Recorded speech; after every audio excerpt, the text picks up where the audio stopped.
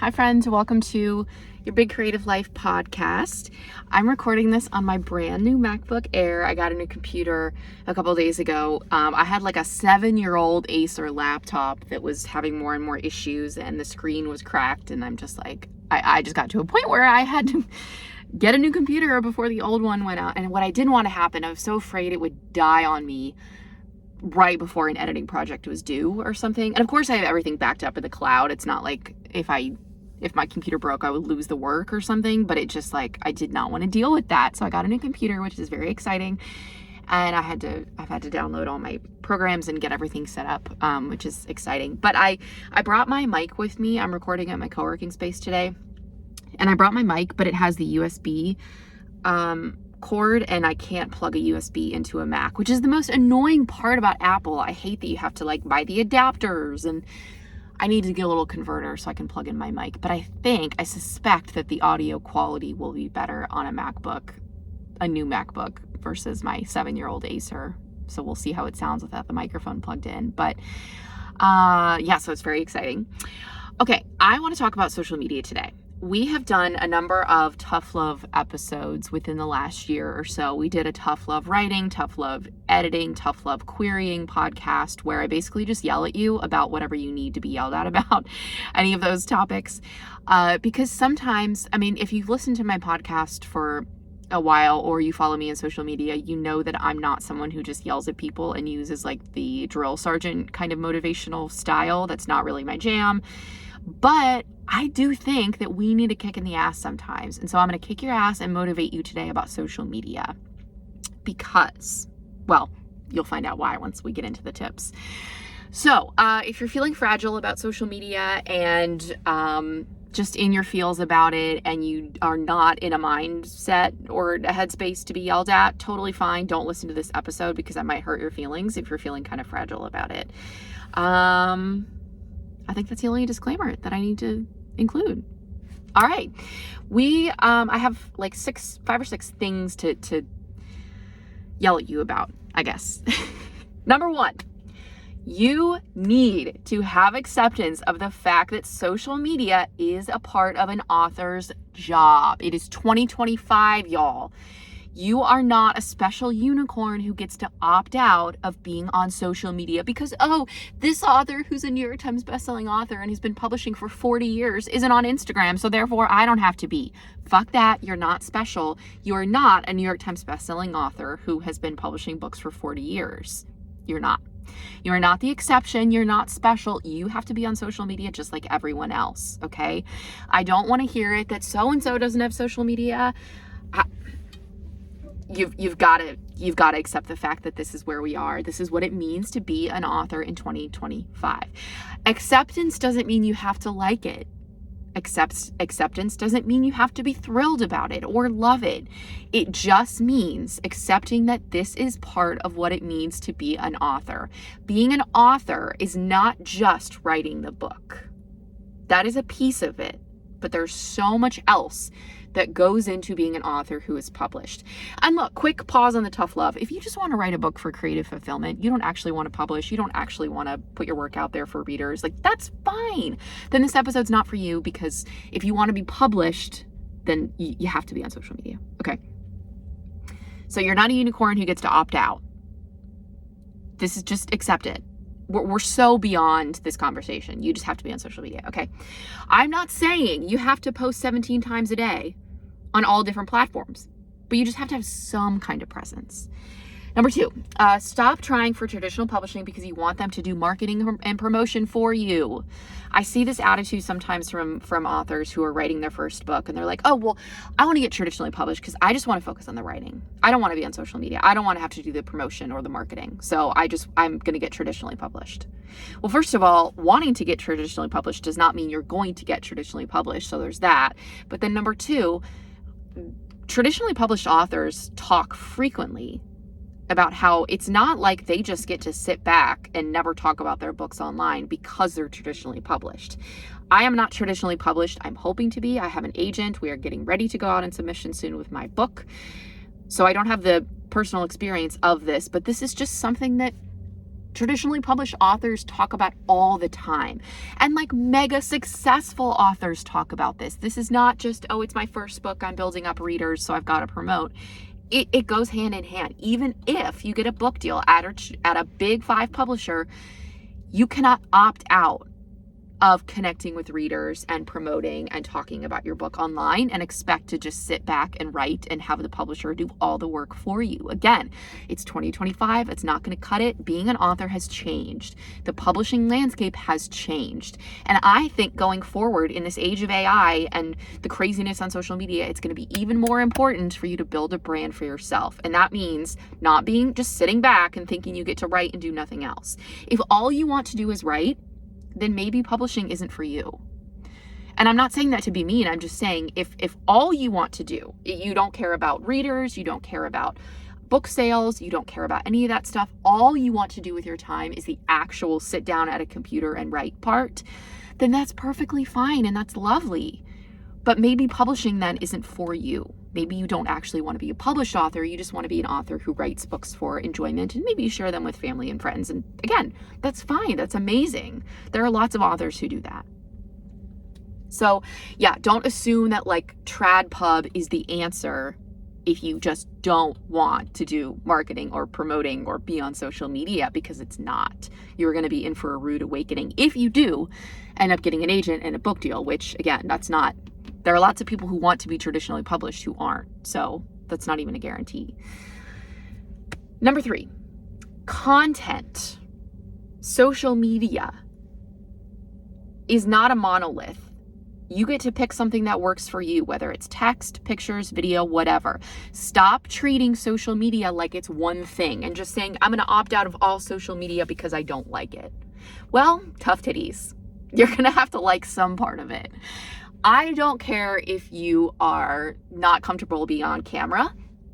That's fine. You don't have to show your face on camera. You can do pictures, you can be on Threads, you can write a Substack.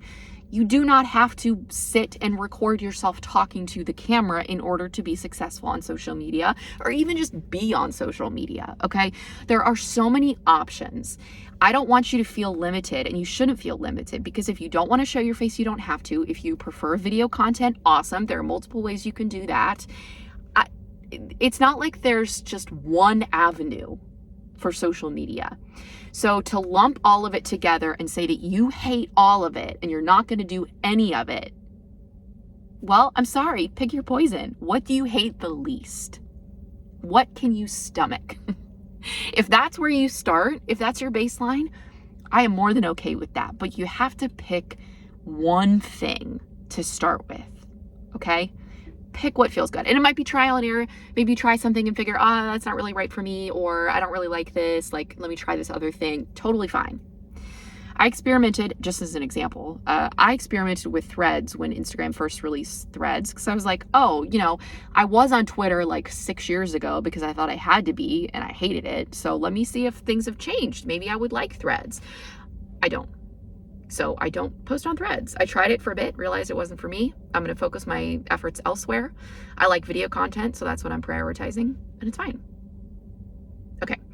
Number 4, you're being a snob by not being on social media. You are not above or better than social media, because guess what? Social media means connecting with readers. This is point number 6 that I had, but or 5, I guess. I'm going to combine these because the point number 5 is a reframe that the internet has made being an author harder in some ways, because you do have to promote and you do have to be present in more ways than you did in the past. But also it's made it so much easier in some ways because you get to connect with readers.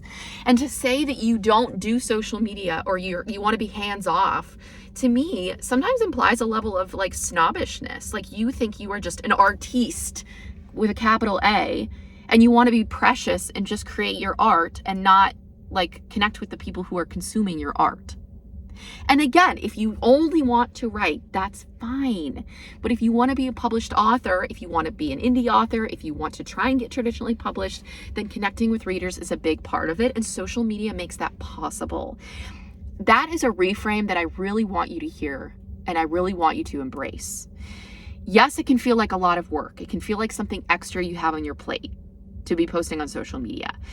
But it is an amazing thing. The opportunities that social media affords us.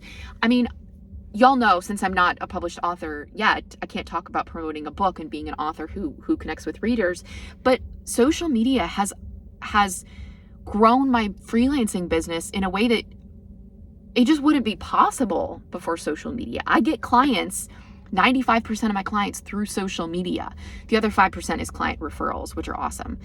But it's through social media. It's through Instagram and TikTok and this podcast. That is how I get clients. I guess maybe 90%. Maybe the other 5% comes from like my website, where people just happen to find me because of SEO or something. But it's exploded my business. I would not have been able to do this. I would not have been able to quit my job and take this full time if it weren't for social media. So, and the same thing is true of authors. I mean, I've heard so many authors talk about this. Indie authors, hybrid authors, traditionally published authors, all different genres, that social media makes things possible in a way that it's changed the ceiling of potential for being an author. So yes, there are bad things that come with it, but also it is an amazing opportunity and a privilege to be able to connect with people the way that you can, to put your work out into the world, to share about your books. That's amazing, to reach people who otherwise would never know who you are, would never encounter your work. We need to start acting like that's a privilege, because it is. It's a really cool opportunity. So for you to say, nope, I'm not going to do that. Social media, I'm not going to waste my time. It's too much work. I feel like some of y'all need to get over your snobbishness. Like, you're not better than social media. I don't know. You're not a pure artist if you just write and don't do social media. That's insane. And you sound snobby when you say that, or when you think that way, you talk that way. Okay, so the next point I kind of touched on was like, yeah, it's made it being harder in some ways, but it's also a great way to connect with readers. Okay, next point. This is a bit of tough love that I want you to hear me. Keep an open mind with this. You suck at content because you don't post content, and you don't practice, and you don't let yourself fail, and you're too caught up in analytics. Is that what I said? With writing, we talk all the time about how you improve as a writer by writing. You learn how to write a book by writing a book. Why do we think content creation is any different? Why do we think social media is different? The very first time that you put yourself on camera and you post a talking video, it's going to be scary as shit, probably, and it's probably not going to be very good. I mean, some people are naturals and it's fine, but for a lot of us, it's just okay. Maybe it doesn't suck, but it's not great. But guess what? You get better by creating content and posting and getting comfortable and improving. You start to notice what hooks people. You start to notice, like, let me cut this and let me try this and text on screen, and your confidence goes up. All of those things, you get so much better. And even if we're not talking about video content, even if you're just talking about a static post, a carousel post on Instagram, if you're talking about writing a blog post or creating a Substack and emailing people, whatever it is, you get better the more that you do it, but you have to practice. You have to get the reps in. So if it feels like a slog in the beginning, if you have 11 followers on Instagram and you're like, this is so frustrating. I'm posting once a week and I'm not gaining followers and I don't have a massive platform yet. Well, no fucking shit you don't, because you're posting once a week and you're expecting people to just come flooding, and you've been posting on Instagram for a month. It's hard to grow. It takes time. And it takes time, and it takes content. So if you're feeling discouraged and you're feeling like, oh, wow, I've been at this for a whole month and I don't have all of these followers yet. Well, you're in the building phase right now. You're in the phase of reps. You're in the phase of putting in the work before you necessarily see the payoff.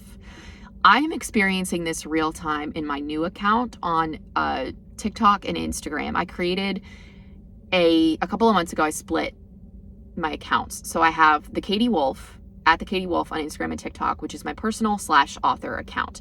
I talk a little bit about writing out on there. I talk a little bit about like updates on where I'm at with things, but I don't talk a lot about my book because I don't have a book to promote yet, but eventually that will be where I do that, right? And also just like personal shit. I love creating content. And so I wanted to give myself permission to just post whatever the hell I want to post. Because I find it a creative outlet. I love doing it. And I had to start over. Maybe 50 or 100 people followed me from Katie Wolf Writes. And I guess that's partly because I haven't really shared much about it.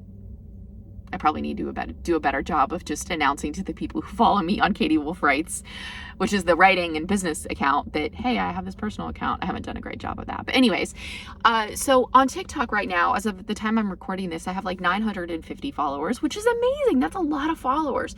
But it's not 59,000 like I have on my other TikTok account. My Instagram account has like 150 followers, which is awesome. I'm so happy. But I've been doing this. I've been posting every single day, multiple times a day, and for 3 months maybe, and I have 150 followers on Instagram. It's not an immediate thing. It takes time to build up. And you can get lucky, of course. Like, you can have a video go viral and get thousands of followers in a span of 24 hours. That can happen. It has happened to me before. But you're in the building phase. You have to kind of go through that phase where like you are practicing and you are figuring out your voice. You're figuring out how to talk about writing. You're figuring out how to talk about yourself and your books. You need that time to practice before you're extremely visible and it freaks you out and sends your nervous system into a tailspin. So you have to stop placing so much emphasis on followers and numbers and what it all means, because in the beginning, you just have to give yourself permission to suck and to kind of be figuring it out. And so many people don't want to do that because their ego is tied into it. And they think like, well, what's the point? Only 15 people saw this post that I made on Instagram. So what's the point? Well, that's 15 more people than would have heard about it otherwise. If you create a post on Instagram and you preview a, cover of your book that's going to be releasing in a couple of months, 15 people now know about that book that maybe didn't know about the book before.